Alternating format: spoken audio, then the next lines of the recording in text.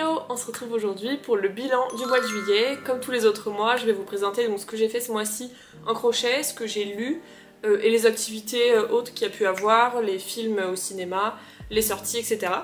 Et on va commencer par donc le crochet comme d'habitude. J'ai fait quelques trucs quand même ce mois-ci, je suis assez contente. J'ai commencé du coup par, je pense que vous avez vu dans la vidéo précédente, le porte-clés Nessie, juste ici, que cette fois-ci j'ai fait du coup en bleu à paillettes. Je suis un peu moins contente de celui-là par rapport aux deux autres que j'avais déjà fait, parce que celui-ci j'ai essayé de réduire un petit peu la taille du crochet pour en faire un porte-clés pour pas qu'il soit aussi gros que les autres. Et en fait du coup ça fait que j'ai dû faire les yeux en fil au lieu de faire avec le plastique. Et je sais pas, je trouve que la partie blanche est un peu trop grande au niveau de la tête. Je sais pas. Je le trouve pas aussi bien que les autres, mais bon je pense qu'il sera content quand même. J'ai mis le petit porte-clés, et donc ça c'est le premier projet du mois de juillet.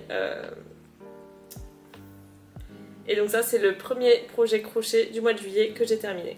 Deuxième projet crochet de ce mois-ci, ça a été la girafe que vous avez vu aussi normalement dans la vidéo précédente, que j'avais déjà fait donc une première fois mais la tête me paraissait trop grosse. Et celle-là je pense que vraiment elle est à la bonne taille. Je sais pas ce que vous en pensez. Après j'ai pas vu sur un stéthoscope ce que ça rend, mais à mon avis c'est pas trop mal pour qu'on voit quand même la tête. Et de toute façon j'ai pas réussi à faire plus petit, donc je pense que ça ira très bien. La personne concernée qui me l'avait demandé en est contente pour l'instant en photo, donc je suis assez contente moi aussi. Je trouve que ça rend trop bien, surtout avec les petits yeux avec le contour transparent au lieu de tout noir. Je trouve que ça rend encore plus vivant, j'aime trop. Puis avec ces petites cornes, elle est trop mignonne. Puis j'ai tellement galéré à la faire que en fait je suis tellement contente qu'elle soit terminée. Donc le deuxième projet, ma petite girafe. Et enfin le troisième projet crochet que j'ai fait ce mois-ci, que vous n'avez pas vu dans la vidéo précédente et qui n'était pas franchement prévu. Je vous avais parlé de faire des anthuriums et en fait je suis partie sur une autre fleur qui ressemble un petit peu, mais je ferai les anthuriums bientôt. Celle-ci c'est les arômes, c'est celle-là que je vous ai jamais montré encore. Je les ai terminées, là on est vendredi, je les ai terminées en début de semaine, mardi ou mercredi. Ça m'a pris comme ça, je sais pas pourquoi. J'ai trouvé un tuto, je cherchais pour faire des anthuriums, j'ai trouvé un tuto pour les arômes et je suis partie sur les arômes. Et je les trouve trop jolies, surtout en rouge comme ça. J'ai vu qu'on pouvait les faire aussi en rose pâle, donc je verrai si j'en ferai ou pas. Mais en rouge, je trouve que ça rend trop bien. En plus c'est un rouge hyper pétard, donc je trouve que ça rend trop bien. Elles sont trop mini et en plus elles sont assez simples à faire quand même. Donc je suis contente, c'est assez rapide, assez simple.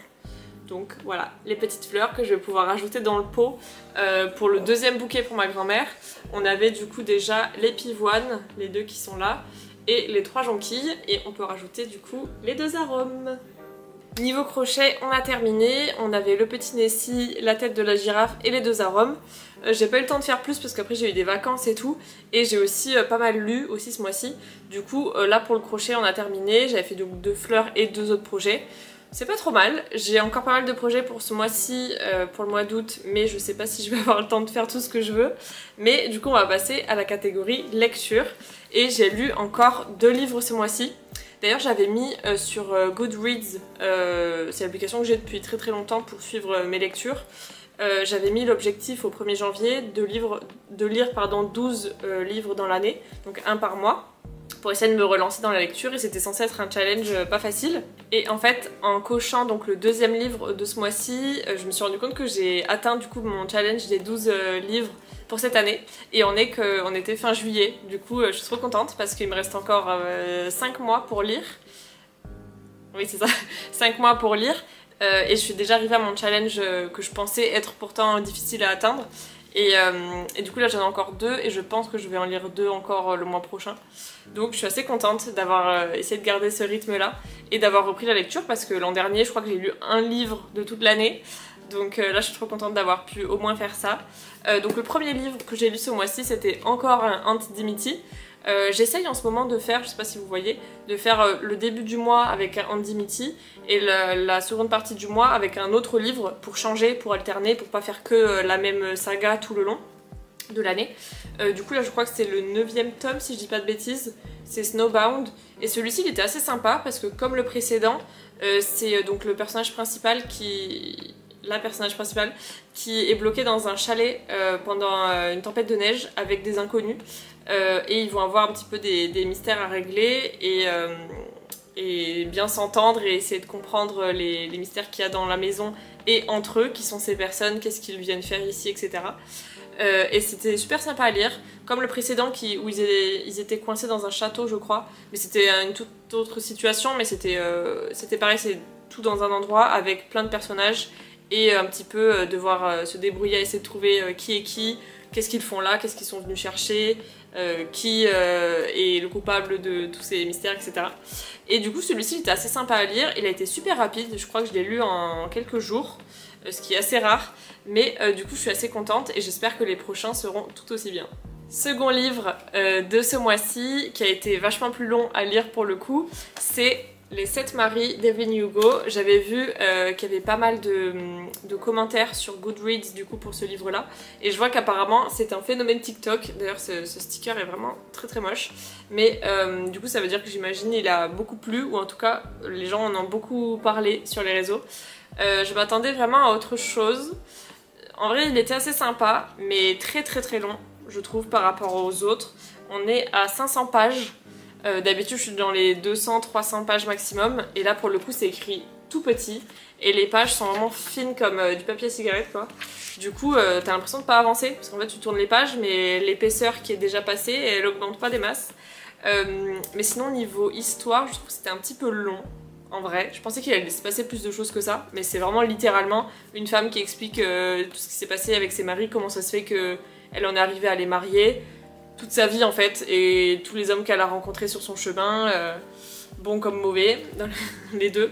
Et en vrai c'était assez sympa, mais un petit peu long quand même je trouve. Pas assez de rebondissements à mon goût, même si la fin est quand même pas mal. Je pense pas que je rechercherai des livres dans ce genre-là pour mes prochaines lectures, mais voilà, il fallait que je le lise parce qu'il était dans ma liste depuis longtemps. J'étais un peu intriguée de voir qu'il y avait autant de monde qui en avait parlé. J'ai pas regardé les reviews, voir s'il y avait des gens qui avaient beaucoup aimé, beaucoup détesté ou quoi que ce soit. Je me suis fait mon propre avis, pas trop mal, mais voilà, c'est pas mon préféré, loin de là d'ailleurs. Mais voilà, c'était bien écrit, intéressant, mais un petit peu long à mon goût quand même. Donc pour le mois prochain, je pense que je recommencerai par un Anti-Dimity du coup, et que je terminerai le mois avec un autre livre que j'ai dans ma collection.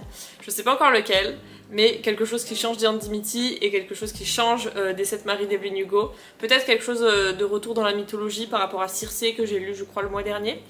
Je sais pas encore, mais pour l'instant je vais reprendre avec un Anti-Dimity pour un petit peu continuer à alterner la série. Il me reste je crois 4 avant de devoir commander la suite. Donc voilà. Ça va être mes prochains projets lecture pour le mois d'août. On passe à la dernière catégorie pour ce mois-ci, ça a été les films. Le film pour le coup, parce qu'on était censé voir 2 films ce mois-ci, et en fait le deuxième on l'a toujours pas vu, et on va aller le voir aujourd'hui le 1er août, donc vous le verrez dans le bilan d'août. Mais là pour ce bilan de juillet, on est allé voir tout début du mois de juillet Jurassic World, que j'attendais vraiment beaucoup parce que j'adore Jonathan Bailey qui joue dans Bridgerton. J'aime bien Scarlett Johansson aussi, et puis j'avais adoré la saga Jurassic Park et un petit peu moins Jurassic World, mais dans l'ensemble toute l'histoire m'intéressait. Donc j'avais trop hâte, j'avais marqué dans mon calendrier et tout la sortie du film. Donc on est allé le voir, j'ai trop aimé, franchement on s'ennuie pas du tout. Le seul truc que je pourrais dire c'est que je trouve qu'il n'y avait pas assez de risques pour les personnages. J'ai l'impression que tous les personnages principaux étaient un peu protégés parce qu'ils sont personnages principaux.